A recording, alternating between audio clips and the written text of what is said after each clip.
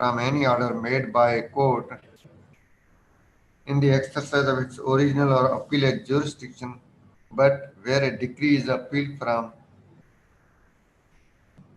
any error, defect, or irregularity in any order affecting the case may be set forth as a ground in the memorandum of appeal. Section 105 बता रहा है कि मसवा वो जो कि बताया गया है, मसलन 104 या ऑर्डर 43 में, इनके अलावा किसी कोर्ट की तरफ से पास किए गए किसी ऑर्डर के खिलाफ अपील नहीं की जा सकती, लेकिन वो डिक्री जिसके खिलाफ अपील की गई है और उसमें कोई एरर है, डिफेक्ट है या इरेगुलरिटी है इन एनी ऑर्डर, किसी ऑर्डर में एरर है, डिफेक्ट है, इरेगुलरिटी है, ठीक है, जिसके नतीजा क्या हुआ है कि affecting the decision of the case, और उसके नतीजे में जो केस का डिसीजन है वो अफेक्ट हुआ है, फैसले पे असर हुआ है, तो that may be set forth as a ground in the memorandum of appeal। तो जो डिक्री के खिलाफ जो अपील करेंगे तो उसमें अदर ग्राउंड्स के अलावा ये जो ऑर्डर है जिसमें डिफेक्ट था, जिसमें एरर था, और उस एरर और डिफेक्ट और इरेगुलरिटी की वजह से जो केस का डिसीजन है उस पर भी इफेक्ट पड़ा है, तो उसको भी डिक्री के खिलाफ अपील में ग्राउंड बनाया जा सकता है, क्योंकि सेक्शन 105 बता रहा है कि 104 या ऑर्डर 43 या कोई अगर अपील का प्रोविजन है जो बताया गया है, उसके अलावा किसी और ऑर्डर के खिलाफ अपील नहीं की जा सकती। लेकिन एक और बात बताई जा रही है कि अगर वो ऑर्डर है जिसके खिलाफ अपील भी नहीं की जा सकती, लेकिन वो ऑर्डर ऐसा है जिसमें एरर, डिफेक्ट या इरेगुलरिटी की वजह से उसका इफेक्ट क्या हुआ है कि डिसीजन ऑफ द केस पर हुआ है, केस के फैसले पर इफेक्ट हुआ है, और केस का जो फैसला है जिसको जो कि डिक्री की सूरत में, जजमेंट की सूरत में उसको उसके खिलाफ वैसे ही अपील की जा रही है, तो वो जो ऑर्डर था जिसमें डिफेक्ट था, जिसमें एरर था, जिसमें इरेगुलरिटी थी, तो अदरवाइज क्योंकि उसके खिलाफ अपील नहीं की जा सकती थी, तो अब डिक्री या जजमेंट के खिलाफ अपील में उस ऑर्डर को भी ग्राउंड बनाया जा सकता है। Notwithstanding anything contained in subsection 1, where any party agreed by an order of remand made after the commencement of this court, from which an appeal lies, does not appeal therefrom, he shall thereafter be precluded from disputing its correctness।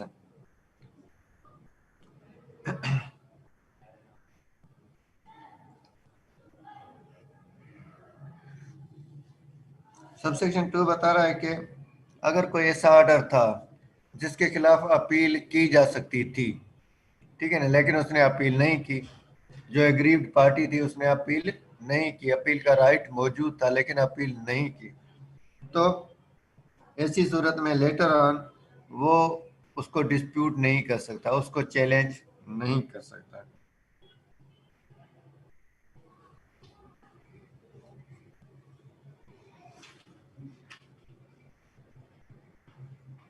उसके बाद हम आते हैं section 106 पर कि what courts to hear appeal, where an appeal from any order is allowed, it shall lie to the court to which an appeal would lie from the decree in the suit in which such order was made।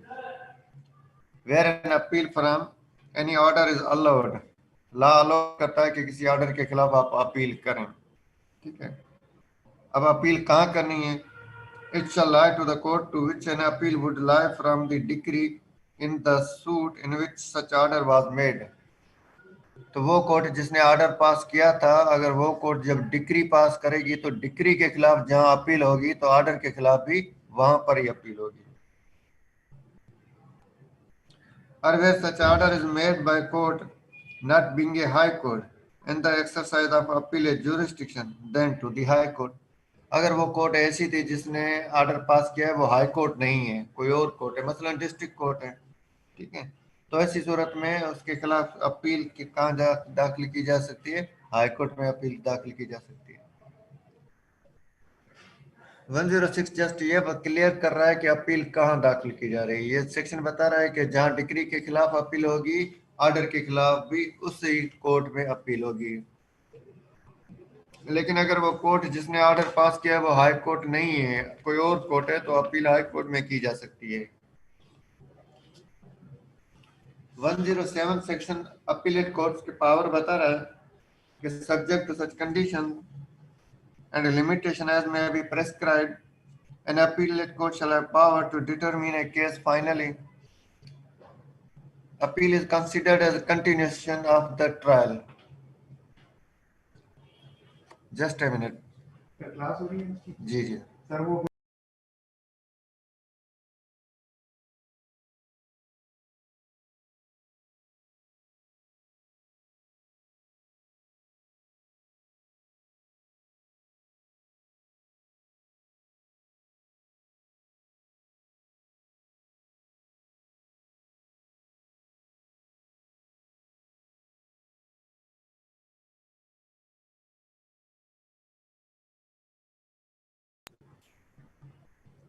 10 section appellate courts के power बता रहा है कि अब क्योंकि appeal is considered as continuation of the trial, continuation of the suit, suit की continuity consider होती है। तो जो डिक्री के खिलाफ अपील दाखिल की गई है, तो अब वो जो अपीलेट कोर्ट है, पॉइंट नंबर 1 ये है कि उसको फाइनली डिसाइड कर सकती है वहां पर ही अपील में ही। पॉइंट नंबर 2 है कि to remand a case, case को वापस भेज दे ट्रायल कोर्ट की तरफ सर्टेन डायरेक्शंस के साथ। To frame issues and refer them for trial, एक ये है कि कंप्लीटली वापस भेज दे, एक ये है कि उसमें इशू ऐड करे या इशू कोई नया फ्रेम करे और जस्ट इशू भेज दे डिसीजन के लिए कि भाई ये इशू डिसाइड करके आप वापस भेज दें। इसके जो रिलेवेंट प्रोविंस है ऑर्डर में वो है ऑर्डर 41 का रूल 23 एंड 25। और इवन 107 में जो पावर्स मेंशन है वो ऑर्डर 41 में मेंशनड है।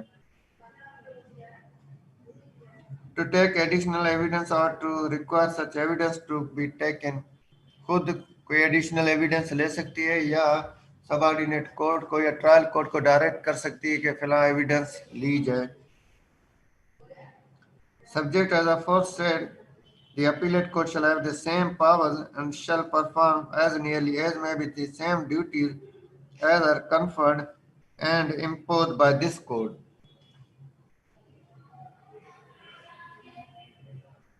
On court of original jurisdiction and respect of suits instituted therein. Subsection 2 बता रहा है कि subject as aforesaid, the appellate court shall have the same powers. कि appellate court को भी same powers होंगे, same कौन से?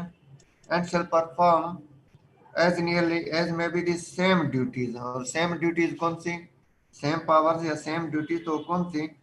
As are conferred and imposed by this code on court of original jurisdiction, क्योंकि appeal is continuation of the trial है, continuation of the suit है, तो अपीलेट कोर्ट को भी ये सेक्शन बता रहा है कि सेम पावर्स हैं जो कि ट्रायल कोर्ट को पावर थे। बिसाइड द अदर पावर, वो जो अपीलेट कोर्ट के पावर है उनके अलावा वो पावर भी उनको हासिल है। जिस कोर्ट के तहत ट्रायल कोर्ट को पावर हासिल थे वो अपीलेट कोर्ट को भी पावर हासिल है।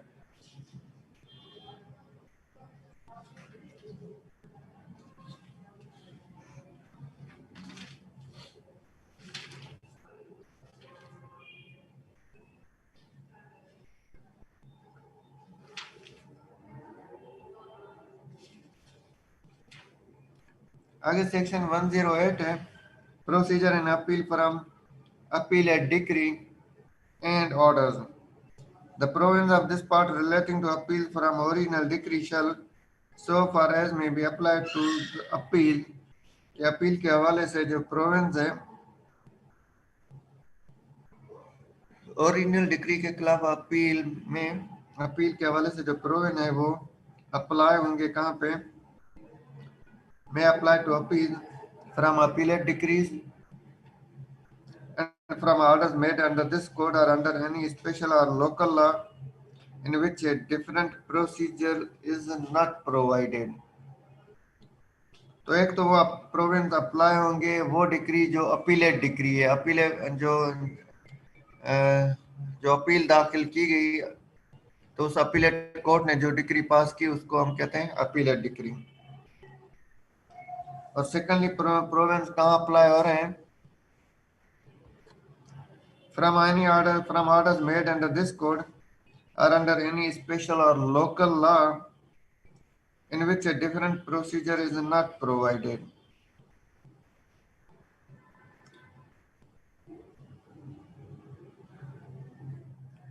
कि वो अपील के हवाले से जो 108 सेक्शन बात कर रहा है वो प्रोविंस की बात कर रहा है अपील के हवाले से। अब बी में बताया गया है कि वो ऑर्डर जो इस कोड के तहत मीन सीपीसी के तहत पास किए गए हैं या किसी और स्पेशल और लोकल लॉ के तहत पास किए गए हैं और उनमें कोई अलग कोई नया तरीक़ेकार नहीं बताया गया है, वो भी same in conformity of this code है। ठीक है ना? तो ऐसी सूरत में ये जो अपील के हवाले से जो प्रोविजंस हैं वो उस पर भी अप्लाई होंगे। किस पर? ऑर्डर्स पर। ऑर्डर्स किसमें किसके तहत पास हुए? इस कोड के तहत मीन सीपीसी के तहत पास हुए या किसी स्पेशल या लोकल लॉ के तहत पास हुए, लेकिन वो स्पेशल लॉ वो लोकल लॉ भी इन कन्फर्मिटी ऑफ दिस कोड है, इनसे कन्फ्लिक्ट में नहीं है। तो लिहाजा ऐसी सूरत में ये अपील के हवाले से जो प्रोविजंस हैं वो उन पर अप्लाई होंगे। 109 में बताया गया है कि appeal to the Supreme Court case. Supreme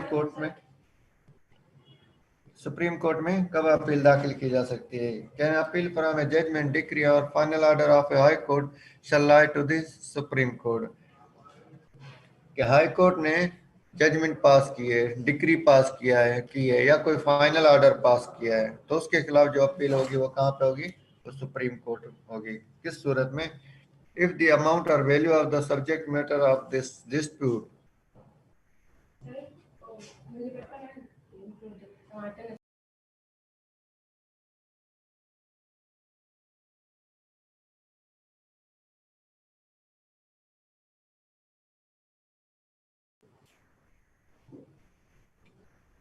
if the amount or value of the subject matter of the dispute in the court of first instance was and also an appeal is unless varied by an act of parliament 50,000 rupees or upward। Appeal supreme Court में होगी कब? High court की judgement order या decree के खिलाफ supreme Court में appeal होगी कब? जब जो subject matter of the dispute था जो उसकी जो वैल्यूएशन थी वो valuation not less than 50,000 rupees है, उससे बड़ी है उससे ज्यादा है लेकिन उससे कम नहीं है। And the judgment decree or final order appealed from has varied or set aside the judgment decree or final order of the court immediate below। और उस कोर्ट ने क्या किया कि जो सबऑर्डिनेट कोर्ट थी उसका जो ऑर्डर था जिसके खिलाफ अपील की जा रही है उसको सेट असाइड कर दिया। ठीक है, उसको चेंज कर दिया। ये आप यूं कह सकते हैं कि मसलन डिस्ट्रिक्ट कोर्ट में एक मैटर चल रहा था, उस डिस्ट्रिक्ट कोर्ट ने ए की फेवर में ऑर्डर पास किया या जजमेंट या डिक्री पास की। ए और बी में डिस्प्यूट था और डिस्ट्रिक्ट कोर्ट ने क्या किया? ए के हक में ए के फेवर में पास कर दिया। अपीलेट कोर्ट जो कि हाई कोर्ट थी, अपीलेट कोर्ट ने क्या किया कि उस डिक्री को चेंज कर दिया, बी की फेवर में डिक्री पास कर दी। ठीक है, और जो वैल्यूएशन है जो सब्जेक्ट मैटर की वैल्यू है वो नॉट लेस देन 50,000 रुपीज है। ठीक है, तो ऐसी सूरत में अपील कहाँ होगी? सुप्रीम कोर्ट में होगी। इफ द जजमेंट डिक्री और final order involves directly or indirectly. Some claim of the like amount or value, and a judgment, decree, or final order appeal from has varied or set aside the judgment, decree, or final order of the court immediately below. Just technical differences class ए में और B में कि first में जो बात की गई है वो ये बता रहा है कि जो वैल्यू है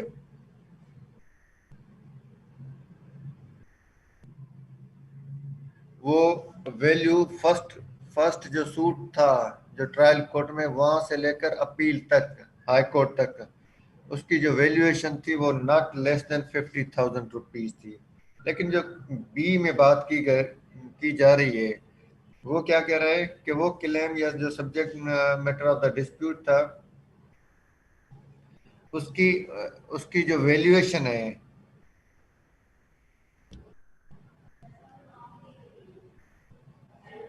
वो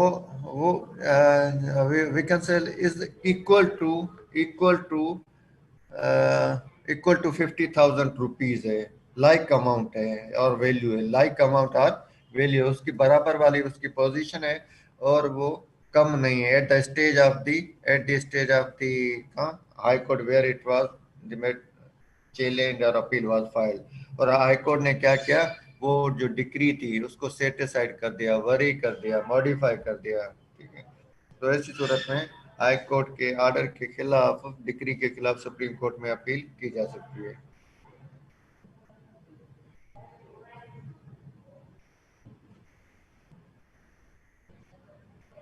If the High Court certified that the case involves a substantial question of law to the interpretation of the Constitution, और लास्ट पॉइंट क्या है कि हाई कोर्ट सर्टिफाई कर रही है, हाई कोर्ट डिक्लेयर कर रही है कि ये ऐसा केस है जिसमें कॉन्स्टिट्यूशन की इंटरप्रिटेशन रिक्वायर्ड है, कुछ ऐसा क्वेश्चन इन्वॉल्व है, क्वेश्चन ऑफ लॉ इन्वॉल्व है जो कि कॉन्स्टिट्यूशनल इंटरप्रिटेशन रिक्वायर करता है। तो ऐसी सूरत में इन हाई कोर्ट की तरफ से पास की गई डिक्री, जजमेंट या फाइनल ऑर्डर के खिलाफ सुप्रीम कोर्ट में अपील दाखिल की जा सकती है।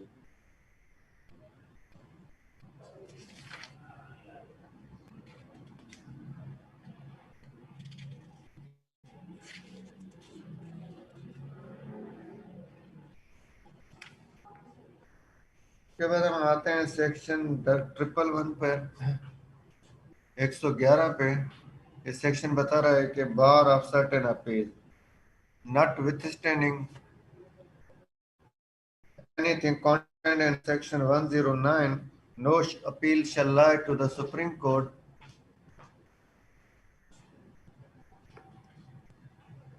from the decree or order of one judge of a high court or of one judge of a division court or of two or more judges of such high court or of a division court constituted by two or more judges of such high court where such judges are equally divided in opinion and do not amount in number to a majority of the whole of the judges of the high court at the time being, or from any decree from which under section 102 no second appeal lies। तीन बातें इसमें बताई की गई है जिसके तहत एक पाबंदी लगाई गई है, एक लिमिट इम्पोज की गई है, रेस्ट्रिक्शन इम्पोज की गई है। कौन सी के जो हाईकोर्ट का जज था वो सिंगल जज था, उसकी डिक्री है, ऑर्डर है, ठीक है, तो उसके खिलाफ भी सुप्रीम कोर्ट में अपील नहीं की जा सकती। सेकंडली,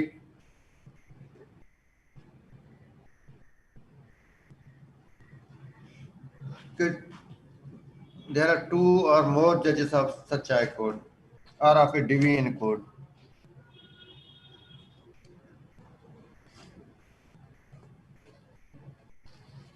by two or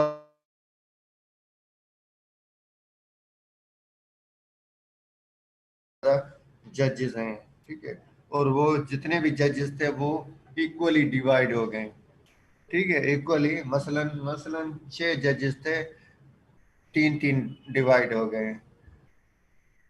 4 जजेस थे, दो दो डिवाइड हो गए, दो एक तरफ हो गए, दो दूसरी तरफ हो गए। और वो जो डिवाइड हो गए वो डिवीजन जो है वो उस हाई कोर्ट की जो टोटल नंबर है, जो टोटल स्ट्रेंथ है उससे ज्यादा नहीं है। मीन एक और बेंच में वो मैटर रेफर किया जा सकता है और वो सेम हाई कोर्ट की अदर बेंच उसको सुनकर डिसाइड कर सकती है। ठीक है।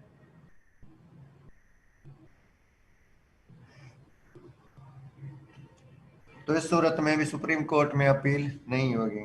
लास्टली के जो डिक्री पास की गई है वो डिक्री ऐसी है जो कि 102 सेक्शन बता रहा है कि उसके खिलाफ कोई सेकंड अपील नहीं दाखिल की जा सकती। 102 के दायरे में आ रहे सेक्शन 100 सेकंड अपील के हवाले से है ना। ठीक है। अब सेक्शन 102 बता रहा है कि अब किन मामलात में सेकंड अपील नहीं होगी। तो जब सेकंड अपील की जो बार है उसके दायरे में वो आ रहा है मामला, वो डिक्री, तो ऐसी सूरत में भी उसके खिलाफ सुप्रीम कोर्ट में अपील दाखिल नहीं की जा सकेगी। हम यहाँ पे स्टॉप करेंगे, अगर कोई सवाल वगैरह हो तो आप पूछ सकते हैं।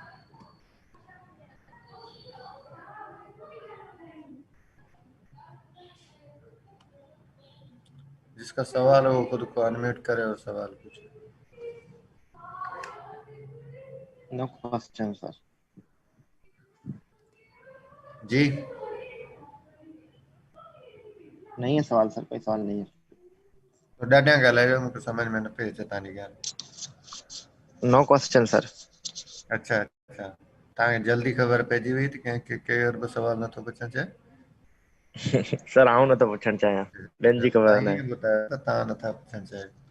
आहे जी। ॿियनि ते त पाबंदी कोन्हे न। Yes sir. या ॿियनि तव्हांखे मैसेज करे छॾियो आहे। No sir. हेलो ठीक है। Thank you very much. Take care and अल्लाह हाफिज। ठीक है सर, थैंक यू।